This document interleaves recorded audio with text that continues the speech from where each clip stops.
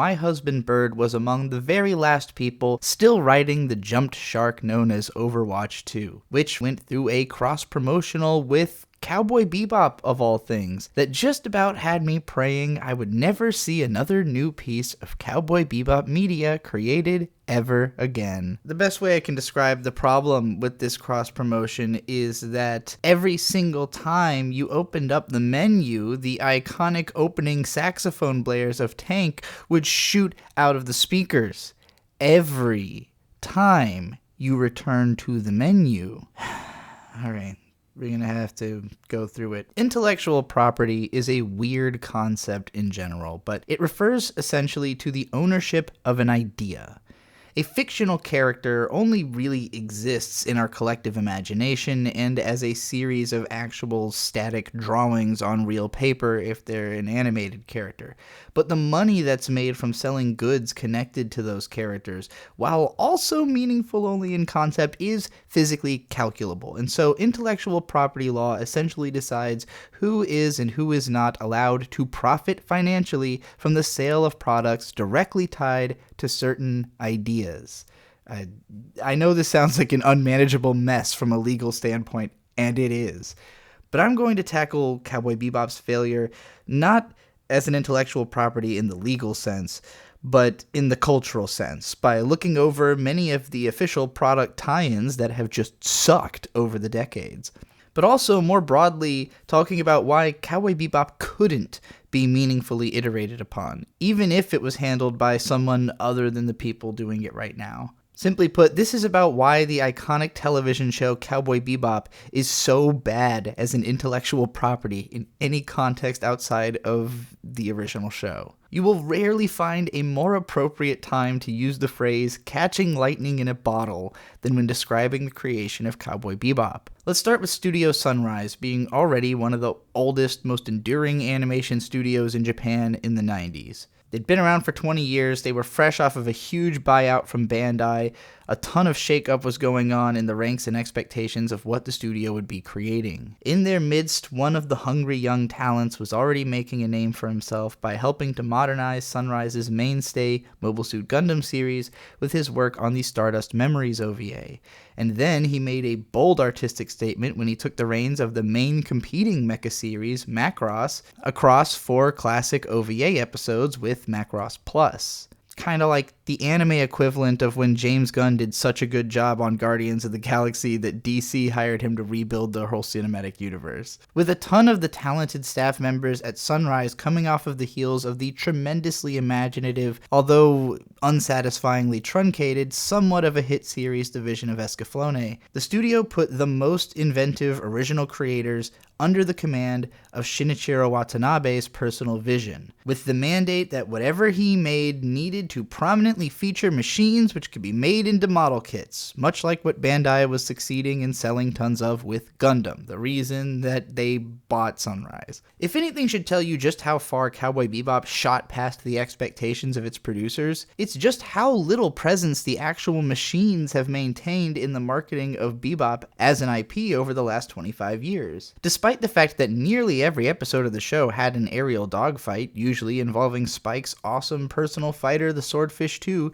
and even though the show is named after the converted fishing vessel in which it mostly takes place, you won't really find models of these ships with nearly the same ease that you would find models from other sci-fi shows, nor with the ease with which you'll find toys and posters and fans of the main characters of Cowboy Bebop, especially Spike Spiegel and Faye Valentine, who qualify as easily 2 of the all-time most iconic animated characters. So why aren't the characters better at carrying the franchise forward? Spike is such a cool dude with his Bruce Lee-based philosophy of movement, aloof demeanor, endless skills, and a sensitive heart that can't stop looking at the past.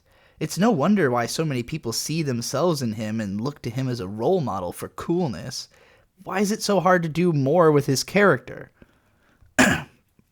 Well, starting with the obvious and one of the best known spoilers in anime, Dyke fucking spies at the end of the show. There were enough people who didn't want to believe that Spike was actually dead despite the very definitive presentation, that Watanabe-sensei had to come out and say that he was dead. Considering the presentation of character backstories in the show, it would take the wind out of them to elaborate on the story with a prequel, and killing off the iconic main character really leaves no room for a sequel. Theoretically, Watanabe could have reneged on the canonicity of Spike's death and started up another season of his successful show if he wanted to, but it's hard to imagine that it could have been anywhere near as good as the first one, what with the characters all having completed their emotional arcs and moved on or literally died by the end. You could conceivably tell another story in the same universe or something, maybe using a grown-up Ed as the main character, but without Spike's personality, it just wouldn't be the same thing as Cowboy Bebop.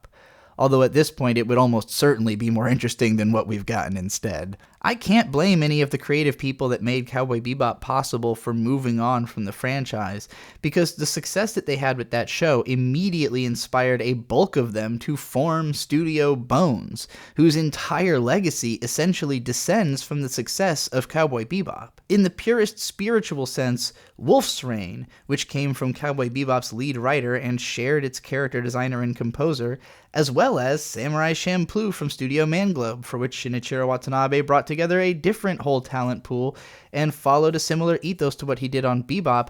Those are the true successors of Cowboy Bebop's legacy, from which later down the line we got the ultimate collision of talents onto Space Dandy.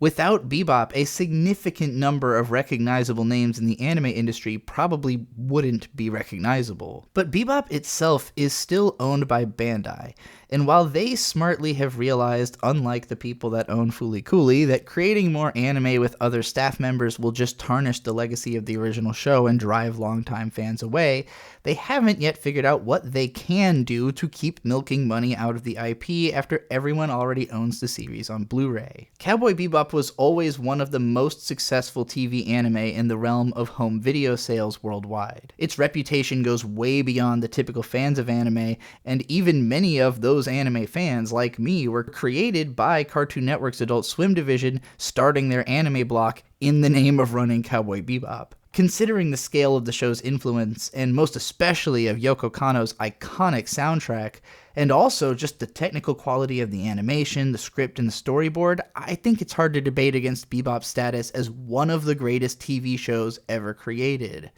But I also think that trying to turn that show into a broad intellectual property is like trying to do the same thing for The Wire.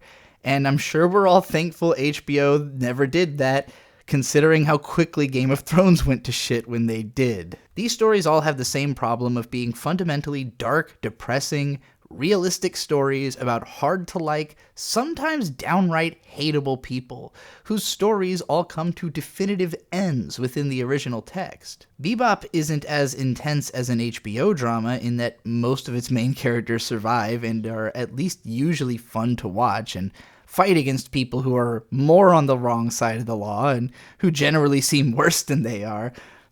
But it's still a show about a lazy, broke-ass former gang hitman turned bounty hunter who hates women, children, and pets, traveling with an ex-cop who's just struggling to manage his anger long enough to keep the lights on, and a trampy, obnoxious criminal con woman who gets people killed when she owes them too much money if she can. Also, Ed is Ed. I love Ed, so I don't know how to argue against her. On top of all that, its universe is on its way to entropy without a real sign of future growth. Its characters always end up broke losers on balance. It gets moody and serious as often as it gets fun and dangerous, and again, the main character fucking dies. If Spike had never died, however, I don't think he would have become nearly as iconic as he has managed to be over the years. If we had a lot more Cowboy Bebop, it would have become a rote space comedy that slowly sapped the appeal from the sad sack character. Spike works because he's doomed, trapped in the past and fated to stay there, a dissociated loner longing for escape yet compelled to continue by sheer instinct until it leads him to a fitting end. He's basically defined by the fact that he gets to die, and if you take that away and turn him into a sitcom character, eventually he would have gotten swallowed up by the similarities in his steez to other mega franchise leads like the one who inspired his outfit, Lupin the Third. Unlike Bebop, Lupin the Third is a perfect intellectual property, built from the ground up as an episodic serial, playing on spy movie and heist tropes to create an endlessly loopable formula, easily made modern with new updates again and again. I could write a whole other video about why the format of Lupin works so well, but I'd rather recommend that you watch Breadsword's fantastic video about the Castle of Cagliostro, which doubles as a love letter to the whole franchise. It's like an hour and a half long. At the core, though, the thing that makes Lupin work forever is that Lupin is a fun, charismatic character on an endless quest to keep the good times rolling. Lupin could die and come back as many times as he wants, because he's about as close to a Looney Tune as you can get without completely breaking the somewhat grounded aesthetics of the show's universe. And everything that's cool about Lupin is pretty much exactly the same stuff that makes Spike cool, except for the crucial difference of personality that Spike Spiegel is a sad boy. Depressive, dissociative Lupin that's never seen a blue sky is never going to carry 100 adventures from generations of writers and directors.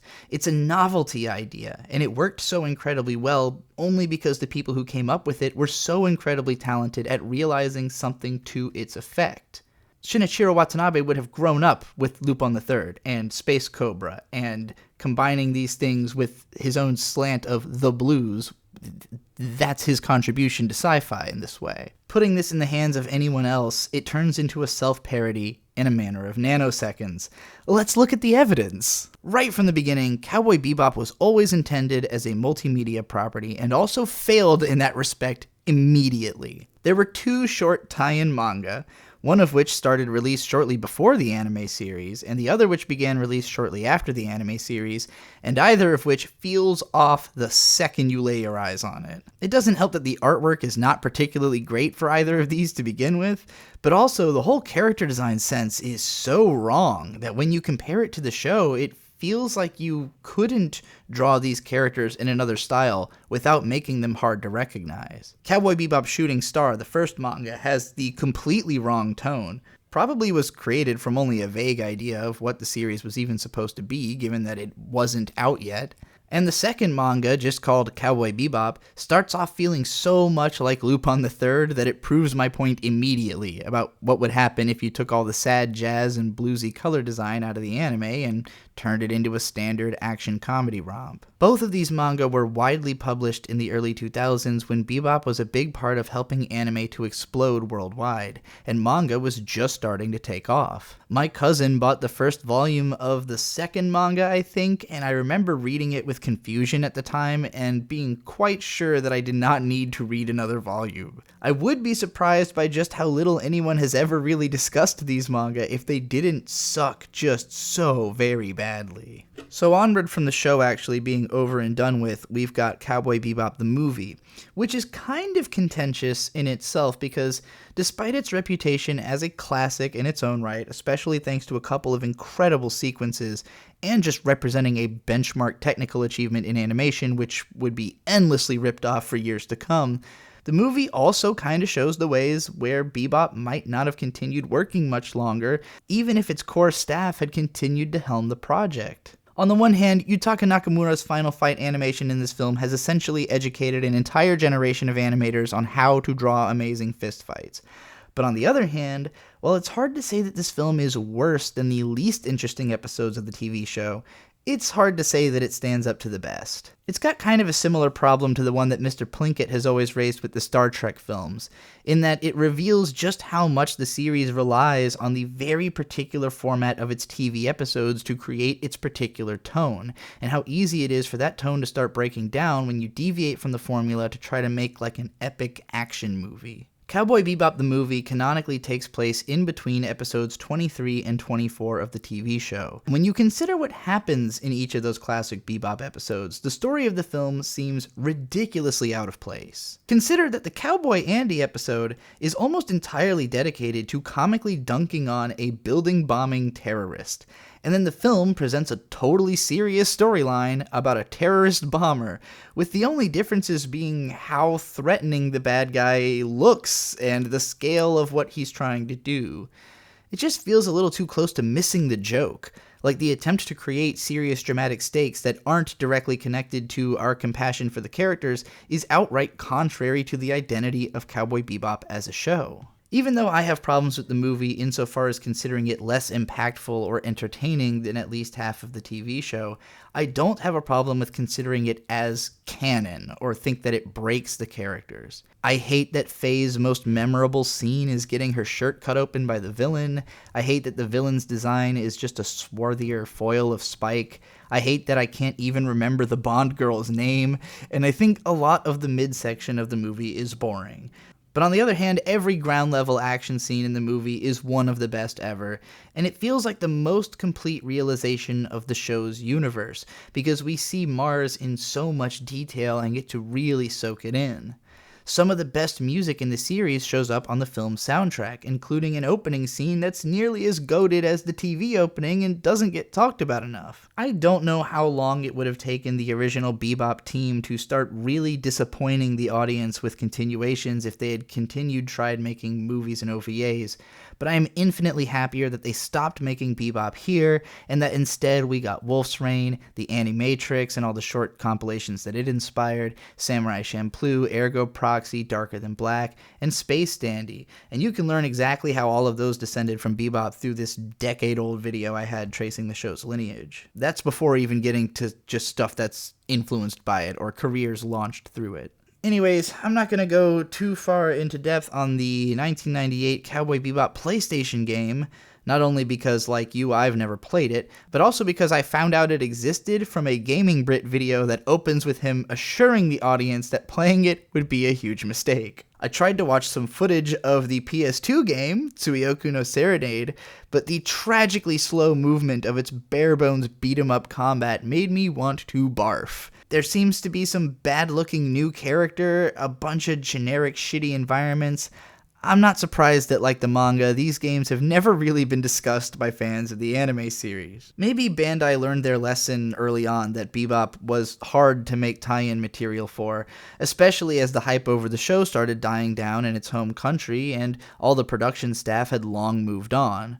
Or maybe they were just satisfied that the DVD and later the Blu-ray persisted as worldwide bestsellers in the anime category, and at least a couple of people bought all the statues, posters, and knickknacks at conventions. Whatever the case, there was almost total silence from the Bebop brand, practically from the time of the Bandai Namco merger in 2006, until production started on the Netflix TV show in 2020. But keep in mind that in that time, the rumors of a Bebop live-action adaptation being in the works were always circling.